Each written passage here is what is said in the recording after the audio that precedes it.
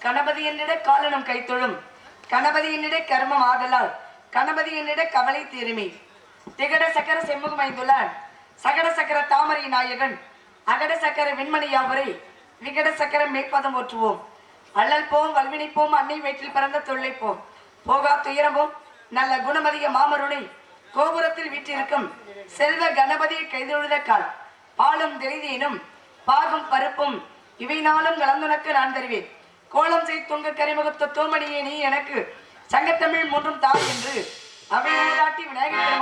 செய்தி போல ஐயனின் பாதம் தொட்டு வணங்கி என்னுடைய கலை பணியை துவங்குகிறேன். நன்றி, வணக்கம், வணக்கம், வணக்கம். தனம் தரும், கல்வி தரும், ஒரு நாளும் தளர்வரியா மனம் தரும், தெய்வ வடிவு தரும், நெஞ்சில் வஞ்சமில்லா இனம் தரும், நல்லன எல்லாம் தரும், அன்பனர் என்பவருக்கே கணம் தரும் பூங்குழலால் செல்லியம்மா கடைக்கண்களே. செல்லியம்மா கடைக்கண்களேன்னு ஏன் முடிக்கணும் அப்படின்னா, சுப்பு என்கிற சுப்பிரமணியர் அபிராமியை பற்றி பாடுகிறார். அபிராமியை பற்றி பாடிய காரணத்தினாலே அவருக்கு அபிராமி பட்டர்னு பேர். ஆனா அவர் பேரு சுப்பிரமணியர் தான். அப்படிப்பட்ட அபிராமி பட்டர் பதிகம் பாடுகிறார். அம்பாள் திருக்கடையூரிலே வீற்றிருக்கக்கூடிய அபிராமியை பார்த்து நம்ம திருக்கடையூர் போக முடியுமானா போக முடியாது. எங்கும் நிறைந்த அம்பாளுக்கு ஒரே ஒரு திருநாமம் நம்ம சொல்லணும். பதிகம் தாரக மந்திரம் அப்படின்னா ஓம் சக்திங்கிறத தாரக மந்திரம். ஓம் சக்தியே போற்றின்னு சொன்னா போதும். ஆனால் அபிராமி பட்டர் அபிராமியை பற்றி பாடும் பொழுது தனம் தரும் அப்படின்னு சொல்ற. தனம்னா என்ன? பணம், பொருள். தனம் தரும், கல்வி தரும். கோயில் இல்லாத ஊர்ல குடியிருக்காதுன்னு அன்று சொன்னார்கள். ஆனால் இன்று பள்ளி இல்லாத ஊர்லயும் குடியிருக்காத அப்படின்னு சொல்லிட்டாங்க. கல்வி ரொம்ப அவசியம். படிக்கலன்னு வச்சுங்க, கண்ணு இருந்தும் பொண்ணு. நம்ம யாரையும் மதிக்க மாட்டாங்க. யாருக்கும் கல்யாணம் கூட ஆகாது. இன்னும் போக போக எல்லாம் இப்பவே 40 வயசு வரைக்கும் மாப்பிள்ளைகள்லாம் இருக்காங்க கல்யாணம் பண்ணாம. ஏன்? படிக்கல.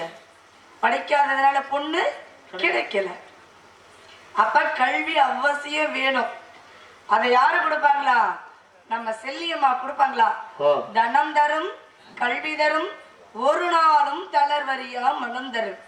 என்னடா வாழ்க்கை! 40 வயசுல கல்யாணம் ஆனதுன்னு பசங்க கூட அஞ்சிட்டு போறாங்க. அதை பத்தி நம்ம கவலையே படக்கூடாது. சரி சரி. நம்ம சொல்ல வேண்டிய விஷயத்தையும் சொல்லிடணும், நம்ம பாட வேண்டிய விஷயத்தையும் பாடிடணும். யாரு இருந்தாலும் இல்லாம இருந்தாலும் நான் செய்யும் தொழில் செல்லியம்மா. பணி செய்து கிடப்பதே அதான் செல்லியம்மாவுக்குதான். அம்மா எத்தனை ஊர்ல கோயில் மட்டும் சாமி மட்டும் பார்த்து நாடகம் ஆடிட்டு வந்திருக்கேன். ஊர்ல ஒரு ஊரா 2 ஊரா. இப்ப எல்லாம் நாடகம் பார்க்கறதுக்கு கூட்டம் வர்றதில்ல. ஏன் தெரியுங்களா? யூடியூப்ல நாடகம் பார்த்துடுறாங்க. இவங்க இதுதான் செய்வாங்க, இவங்க இதுதான் பாடுவாங்க, இதுதான் பேசுவாங்க. அப்புறம் என்னத்தை போய் விடிய விடிய உட்காந்துட்டு பார்க்க போறோம்? நேரம் கிடைக்கும் போது தள்ளி விட்டா நாடகம் வந்துட போகுது. பேர் மட்டும்தான் போடணும். பேர் போட்டா நாடகம் வந்துடும். எல்லா நாடகம் பார்க்கலாம். அதனால நான் அதெல்லாம் வருத்தப்பட மாட்டேன். அப்போ தனம் தரும், கல்வி தரும், ஒரு நாளும் தளர்வரியா மனம் தரும். என்ன வாழ்க்கை போ! நல்ல மனைவி வாய்க்கல, நல்ல குழந்தைகள் அமைங்கல, நல்ல பொண்ணு இல்லை, பொருள் இல்லை, சுகம் இல்லை, சொத்து இல்லை. என்ன வாழ்க்கை! இதெல்லாம் ஒரு வாழ்க்கையா? இப்படி வாழ்ந்து நம்ம எதை சாதிக்க போறோம்னு மனசு தளர்வரியுமா? அப்படி தளர்வரியா மனம் தரும். எது வந்தாலும் நான் சாதிப்பேன்டா, பார்த்துக்குவா. என்ன கொடுக்க போற எனக்கு? என்ன பெரிய துன்பத்தை கொடுக்க போற? இதெல்லாம் தூசு மாதிரி தட்டி விட்டு போயிட்டே இருக்கேம்மா. நீ என் பக்கத்துல இருந்தா போதும். தளர்வரியா மனம் தரும், தெய்வ வடிவு தரும். தெய்வ வடிவுன்னா என்ன தெரியுங்களா? சில பெண்களை பார்த்தாலே ஆண்களும் சரி பெண்களும் சரி கையெடுத்து வணங்கணும்னு தோணும். சில பேரை பார்த்தோன்னே வணங்கி தொலையணுமேனு வணங்கணும். சில பேரை பார்த்தோன்னே கண்டும் காணாத மாதிரி அப்படியே ஓடிடணும், மறைஞ்சு ஓடிடணும். அதுதான் தெய்வ வடிவு தரும். தேசன்னு சொல்லுவாங்க. பார்க்கறதுக்கு ஒரு அழகு.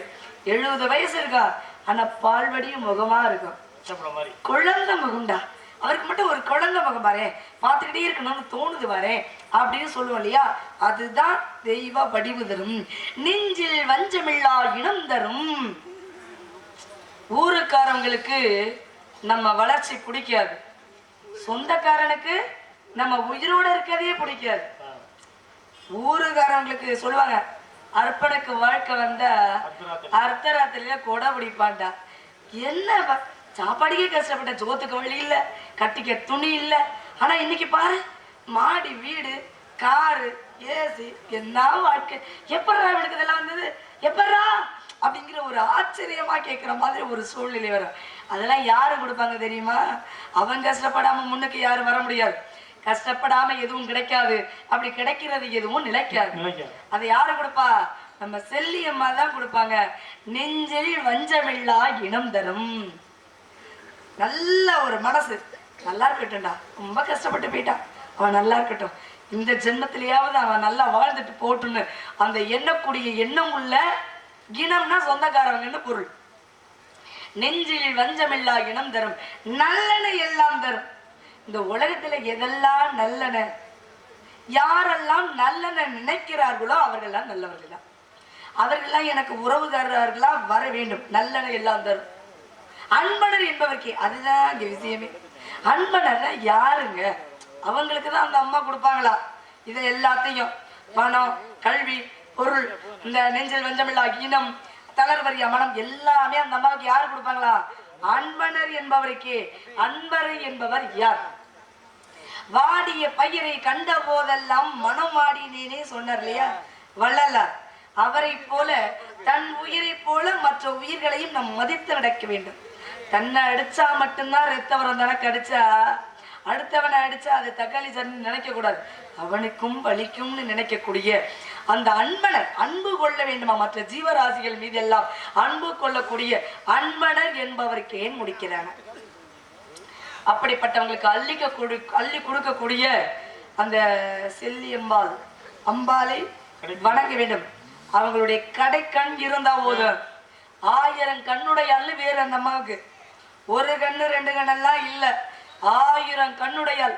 நம்ம நினைச்சுக்குவோம் நம்ம செய்யற தவறை யாரும் கண்டுகொள்ளாமல் இருக்கிறார்கள், யாருக்கும் தெரியாது, யாருக்கும் தெரியாது நம்ம நினைச்சுக்குவோம். ஆனா 1000 கண்ணுடையாளுகிட்ட நம்ம தப்பிக்க முடியுமா? அப்படின்னா முடியாது. நம்மளை பார்த்துக்கிட்டே இருக்காங்க. எந்த நேரத்துல எந்த தண்டனை கொடுக்க வேண்டும், எந்த செழிப்பை கொடுக்க வேண்டும் என்பது அவங்களுக்கு தெரியும். அவங்க பார்த்து அள்ளி கொடுத்துருவாங்க. நாம அனுபவிச்சே ஆகணும். அது நல்லதா இருந்தாலும் அனுபவிக்கணும், கெட்டதா இருந்தாலும் அனுபவிச்சே ஆகணும். அப்படிப்பட்ட அம்பாளை வணங்கும். செல்லாத்தா செல்ல மாறியாத்தா என் சிந்தையில் வந்து வினாடி நில்லாத்தா. ஆத்தா செல்லாத்தா செல்ல மாறியாத்தா என் சிந்தையில் வந்து வினாடி நில்லாத்தா. செல்லாத்தா செல்ல மாறியாத்தா என் சிந்தையில் வந்து வினாடி நில்லாத்தா.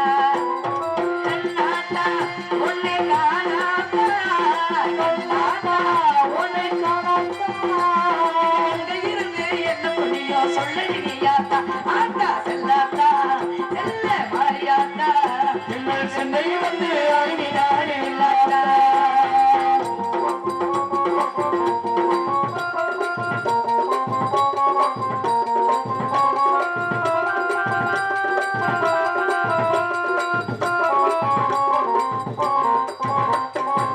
தென்னை மரத்தோப்பினிலே தேங்காய் பறிச்சுக்கிட்டு,